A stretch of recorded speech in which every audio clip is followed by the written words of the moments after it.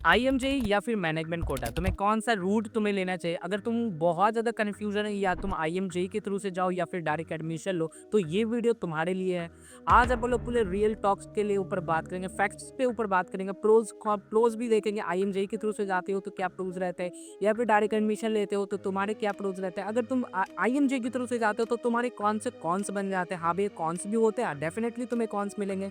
और अगर तुम बात करो तो मैनेजमेंट कोटा के थ्रू से उसके भी कॉन्स बनते हैं। तो चलो आओ वीडियो को स्टार्ट करते हैं। अगर तुम चैनल पे नए हो तो प्लीज़ इस चैनल को सब्सक्राइब जरूर कर देना और मेरे टेलीग्राम चैनल को ज्वाइन कर लो। वहाँ पे तुम लोग को लेटेस्ट अपडेट तुम लोग को मिल रहे होंगे। हम लोग काउंसलिंग में भी बहुत ज़्यादा सपोर्ट कर रहे होंगे और इस ये वीडियो का पीडीएफ भी तुमको मेरे टेलीग्राम चैनल पे मिलेगा। तो दैट्स वाई तुम टेलीग्राम चैनल ज्वाइन कर लो, वहाँ पे तुम लोग को अपडेट मिलता रहेगा। चलो आओ वीडियो को स्टार्ट करते हैं। सबसे पहले अगर बात करेंगे आईएमजेई, भैया आईएमजेई के बारे में थोड़ा सा बताओ। अगर तुम लोग को अगर बहुत लोगों को अगर तुम्हें नहीं पता तो बता दूं। तो आईएमजेई जो वो तुम्हारा एक एंट्रेंस एग्जाम है जो तुम्हारा आईएम कोलकाता, जो तुम्हारे 2 कैंपस हो जाते हैं, एक आईएम और एक यूईएम, ठीक है? एक तुम्हारे कोलकाता में टोटल 2 कैंपस, एक सॉल्ट लेक कैंपस है और एक न्यू टाउन कैंपस है और तुम्हारे यूईएम एक जयपुर में। ये एक एंट्रेंस एग्जाम है जो कोलकाता और जयपुर में तुम्हें एंट्रेंस एग्जाम है जो तुम्हें वहाँ पे एडमिशन मिलेंगे, ठीक है? तो ये टोटली फ्री ऑफ कॉस्ट है, तुम दे सकते हो। ऑनलाइन और ऑफलाइन मोड दोनों में प्रेजेंट है। इसमें जो लेवल्स की बात करोगे तो +2 लेवल्स के ही क्वेश्चंस रहते हैं या फिर फिजिक्स, केमिस्ट्री, मैथमेटिक्स जो तुम्हारे रहते हैं वही रहेंगे एज़ इट इज़। जो तुम जेईई के प्रिपरेशन जिस हिसाब से करते हो वही, या फिर तुम अगर डब्ल्यूबीजी की प्रिपरेशन कर रहे हो तो वो सेम रहता है, तुम्हारा प्रिपरेशन नहीं रहेगा, ठीक है? चलो अब आगे बात करते हैं। अगर इसका प्रोज़ की बात करूँ तो भैया इसका प्रोज़ के बात बताओ। मेरिट बेस्ड एडमिशन तुम्हें यहाँ पे मिलेगा, डेफिनिटली मेरिट बेस्ड एडमिशन है। तुम भी थोड़ा-सा खुद में प्राउड रहोगे कि हाँ भैया मैंने डायरेक्ट एडमिशन नहीं लिया, तो डेफिनिटली तुम थोड़ा-सा प्राउड रहोगे। स्कॉलरशिप्स अवेलेबल तुम्हें यहाँ पे मिल जाएगी क्योंकि इसकी फीस थोड़ी-सी हाई है। तुम्हारे 4 ईयर का कॉलेज का फीस तुम्हारा 8,65,000 का हो जाता है। तो यहाँ पे तुम्हें अगर तुम अच्छे स्कोर करते हो तो तुम्हारा स्कॉलरशिप्स भी मिलेंगे। You will probability get lower fee if you get good rank. Definitely तुम्हें मैं तो अभी तुम्हें बताइए कि अगर तुम्हारा रैंक अच्छा आया तो तुम्हें बहुत अच्छा मिलेगा। और तुम्हारे अगर एकेडमिक वगैरह भी रहे और तुम्हारा अगर सब कुछ बढ़िया रहा तो तुम्हारा टोटल फी भी माफ हो जाएगा। तो तुम्हारा डेफिनेटली तुम अगर फर्स्ट ईयर सेकंड ईयर में बहुत अच्छा स्कोर करते हो तो तुम्हारे टोटल फीस माफ हो जाएंगी, ठीक है? और यहाँ पे ये क्या होगा कि तुम बहुत थोड़ा सा प्राउड भी महसूस करोगे क्योंकि तुम खुद से अर्न किए होगे वो सीट्स, दैट्स व्हाई तुम्हारा ये प्रोज हो जाता है। कॉन्स की बात करेंगे तो डेफिनेटली तुम्हारे कॉन्स आ जाते हैं कि तुम्हें बहुत थोड़ी-सी एक्स्ट्रा मेहनत करनी पड़ेगी, इसके थोड़ा पीवाईक्यूज़ थोड़ा लगाना पड़ेगा थोड़ा-सा।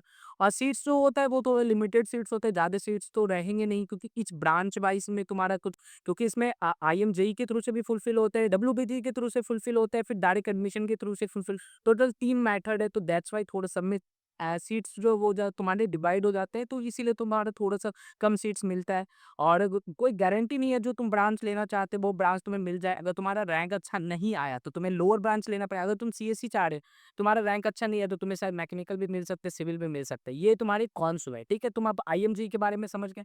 अब आते हैं भैया कि थोड़ा मैनेजमेंट कोटा का क्या सीन हो जाता है। मैनेजमेंट कोटा की बात कर दो, this is basically my direct admission route, मतलब कोई एंट्रेंस एग्ज़ाम नहीं देना है, कोई स्ट्रेस नहीं है तुम्हें, बस खाली जाओ, मुझे चाहिए मैनेजमेंट कोटा में एडमिशन, बस हो गया एडमिशन, दैट्स सेट, ठीक है? इसके भी प्रोज भी हैं, इसके भी कॉन्स भी है। अगर तुम्हें इस कॉलेज में मैनेजमेंट कोटा चाहिए तो हमारी टीम बहुत ज़्यादा हेल्प कर रही होगी तुम्हें। तो डिस्क्रिप्शन पे गूगल फॉर्म दिया हुआ है, वो जाके फिल करो, या फिर तुम्हें नंबर फ्लोट हो रहा होगा या फिर डिस्क्रिप्शन पे नंबर दिया हुआ है, तुम कांटेक्ट कर सकते हो। हमारी कॉलेज जितना भी डिमांड कर रही है उससे बहुत कम में तुम्हें हेल्प मिल रहा होगा, बहुत कम में एडमिशन तुम्हारे हो जाएँगे, ठीक है? चलो आगे बढ़ते हैं, इसकी प्रोज़ की बात करेंगे तो अगर इसकी प्रोज़ की बात करेंगे तो क्विक एडमिशन प्रोसेस, जैसे तुम बोलोगे कि हाँ, एडमिशन तुम्हें लेना है, जो भी ब्रांच में बोलोगे फटाफट तुम्हारे एडमिशन हो जाएँगे।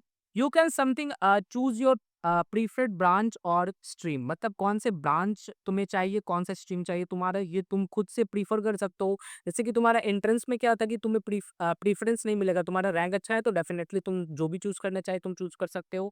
अगर तुम्हारा रैंक खराब आए तो तुम ऊपर वाला ब्रांच नहीं ले सकते, तुम लोअर ब्रांच ले सकते हो, ठीक है? नो एग्ज़ाम और कोई टेंशन ही नहीं है भाई साहब, कोई टेंशन ही नहीं है। तुम्हें बस जाना है, बस जा रहे डायरेक्ट एडमिशन तुम्हें ले लेना है। उस टाइप का थोड़ा-सा प्रोज़ आ जाता है। तो अब इसमें तो मैं क्या ही बताऊँ तुम्हें, तो तुम्हें खुद में थोड़ा-सा समझ में आ रहा होगा, ठीक है? हाँ, लेकिन इसके क्योंकि कॉन्स की बात करेंगे तो कॉन्स ऑफ मैनेजमेंट कोटा का क्या हो जाता है, हाई फी डेफिनिटली तुम्हें कोई स्कॉलरशिप्स वगैरह नहीं मिलेगा, कोई स्कॉलरशिप अपॉर्चुनिटी तुम्हें नहीं मिलेगा एंड एट एडमिशन टाइम पे अगर तुम बच्चे होते जो एंट्रेंस दे के आते तो उसे फर्स्ट ईयर में भी स्कॉलरशिप मिल जाती है। लेकिन अगर तुम जा रहे हो तो डायरेक्ट एडमिशन जा रहे हो तो उस समय तो स्कॉलरशिप नहीं मिलेंगे ना। तो अगर तुम्हारा एकेडमिक ईयर बहुत अच्छा रहा तो तब भी स्कॉलरशिप मिलेगा। लेकिन उस टाइम ऑफ पीरियड पे तुम्हें कोई स्कॉलरशिप नहीं मिलेगा। हाई फी डेफिनेटली हो जाएगा, might be not feel and rewarded and earn your seat तुम, क्योंकि डेफिनेटली तुम अपने से वो सीट अर्न नहीं किए हो तो शायद थोड़ा सा लग सकता है कि क्या यार पापा का पैसा लग रहा है, थोड़ा सा ऐसा कुछ आ सकता है। तो उस केस में हो जाता है लिमिटेड सीट्स होते हैं। तो इसका टोटली फंडा क्या है, फर्स्ट कम फर्स्ट आओ, मतलब serve first come first serve. मतलब जो सबसे पहले बच्चे आएंगे, जो सबसे पहले बच्चे सीट कंफर्म करेंगे उसका पहले सबसे एडमिशन होगा। ऐसा नहीं है कि तुम अगर जा रहे हो मैनेजमेंट कोटा का, तुम बोल रहे हो कि नहीं कभी भी उठ-सूट के आ गए कि तुम्हें एडमिशन चाहिए, मैं 10 लाख, 20 लाख, 50 लाख ले लो, मेरा एडमिशन करा दो, वैसा कुछ सिस्टम नहीं। अगर सीट्स ही नहीं रहेंगे तो बाबू फिर तुम कितना भी अमाउंट पे कर दो, जस्ट फॉर एग्जांपल तुम कितना भी अमाउंट पे कर दो, तो फिर तुम्हारा एडमिशन नहीं हो सकता ना, वही वाला बात है। अगर तुम्हें डेफिनिटली इसमें एडमिशन चाहिए तो तुम्हें थोड़ा-सा कंसेस होना पड़ेगा और थोड़ा जल्दी करना पड़ेगा, ठीक है? तुम इसकी कॉन्स की बात कर लिए, अब बताओ कि भैया थोड़ा-सा दोनों पे कंपेयर करके बताओ कि कंपैरिज़न करके तुम्हें कौन-सा पाथ लेना चाहिए? So which one should you choose? तुम्हें कौन-सा पाथ चूज़ करना चाहिए? यहाँ पे मैंने टोटल 3 पॉइंट को मार्क किया है। ये 3 पॉइंट तुम्हारे लिए बहुत ज़्यादा इंपॉर्टेंट हो जाते हैं। फर्स्ट पॉइंट देखो, सबसे ये तुम्हारा मेरिट बेस्ड एग्ज़ामिनेशन है, ठीक है? सबसे पहले देखो तुम्हारा कोई दिमाग का दही तो लग नहीं रहा है। तुम ज डेफिनिटली तुम सबसे पहले आईएम जेईई एंट्रेंस एग्ज़ाम दो। अब तुम पहले से ही माइंडसेट बना के रख लोगे कि मुझे डायरेक्ट एडमिशन लेना है, तो वो बहुत गलत है, ठीक है? बट लेकिन सबसे पहले तुम आईएम जेईई का एंट्रेंस एग्ज़ाम दो, देखो कि तुम्हारा अगर वेल एंड गुड आ रहा है तो पापा का क्यों पैसा वेस्ट करना है यार? सबसे पहले तुम आईएम जेईई का एंट्रेंस दो, अगर हो जाता है तो वेल एंड गुड है, नहीं होता है तो कोई बात नहीं, नहीं हुआ तो भाई नहीं हुआ, बहुत सारे बच्चे का नहीं होता है, ठीक है? हो गया। अब तुम्हारा क्या होगा कि but if you are running late, मतलब I didn't get the rank you wanted, अगर तुम बहुत ज़्यादा रैंक सोच रहे होगे कि तुम सोच रहे हो मेरा रैंक अच्छा नहीं आया, या फिर तुम सोच रहे हो मेरा 1000 के अंदर रैंक हो या फिर 100 का रैंक हो, तुम्हारा नहीं आया, तुम जो स्पेसिफिक ब्रांच खोज रहे हो नहीं आया, तब उस केस में तुम अपना बैकअप को बनाओ, तुम्हारा तुम मैनेजमेंट कोटा को डायरेक्ट एडमिशन हो जाएगा। अगर मेरा टिप्स मानोगे तो definitely always try I'm JEE first, ठीक है। सबसे पहले तो तुम अपना जेईई मेंस का एग्जाम दो, तो जो हमारा जॉइंट एंट्रेंस एग्जामिनेशन होता है, जो जैसे तुम्हें आईआईटीज, एनआईटीज, ट्रिपल आईटी और जीएफटाई मिलते हैं, वो एग्जाम दो। सेकंड प्रेफरेंस को तुम रखो, फिर क्या बोलते हैं डब्ल्यूबीजेई एंट्रेंस एग्जामिनेशन को। फिर उसके बाद अगर आईएम में जाना है तो फिर आईएम जेईई का एग्जाम दे सकते हो, लेकिन डब्ल्यूबीजेई में भी देखो, क्योंकि जादवपुर वगैरह से कल्याणी, फिर तुम्हारे कलकत्ता यूनिवर्सिटी सब भी आ जाते हैं, तो वो बहुत अच्छे अच्छे कॉलेजेस हैं। और उसके बाद थर्ड प्रेफरेंस तुम अपने मैनेजमेंट कोटा को दे सकते हो। अगर ये सब में नहीं हुआ तो कोई बात नहीं भाई, मैनेजमेंट कोटा में ले लिया जाएगा, ठीक है। ये सारा कुछ तुम लोग दे सकते हो, फीस-वीस तुम समझ रहे हो, ठीक है? चलो, ठीक है। अब भैया आप अपना थॉट बताओ at the end of the day देखो वो दो रूट से तुम जाते हो, चाहे तुम इधर से जाओ, चाहे वो उधर से जाओ, तो सारे कैंपस भी सेम मिलेंगे, टीचर भी सेम मिलेंगे, अपॉर्च्युनिटी भी सेम मिलेगा।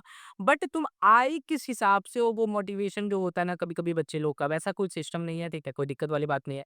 तो ये सिर्फ़ लिखने का होता है, बट लेकिन सब एक मोटिवेशन सबका हाई ही होता है कि ऑब्वियस सी बात है, तुम मेरिट बेस में आते हो या फिर डायरेक्ट एडमिशन पे आते हो, वो एक मोटिवेशन हाई होता है, ठीक है? तो आई होप तुम्हें ये वीडियो इन्फॉर्मेटिव लगा होगा, और ऐसे ही अमेजिंग वीडियोस के लिए तुम मेरे चैनल को सब्सक्राइब कर सकते हो। और आईएमजेई के वगैरह में कोई डाउट हो, या फिर डब्ल्यूबीजेई के रिलेटेड कोई डाउट हो, या फिर तुम्हारा जेईई मेंस की एग्जामिनेशन के ऊपर कोई डाउट हो, तो उसके लिए भी तुम सब्सक्राइब करके रख लो। और अपना क्वेश्चन ड्रॉप कर दो कमेंट में, अगर कोई तुम्हें क्वेश्चंस आ रहे हैं कि भैया इसमें क्या करना चाहिए, ऐसे क्या करना चाहिए, तो वो विद इन मिनट मैं तुम्हें रिप्लाई दे दूंगा, ठीक है? चलो उसी बात पे वीडियो को समाप्त करते हैं, वीडियो को ज़्यादा लंबा नहीं करते हैं। Thank you.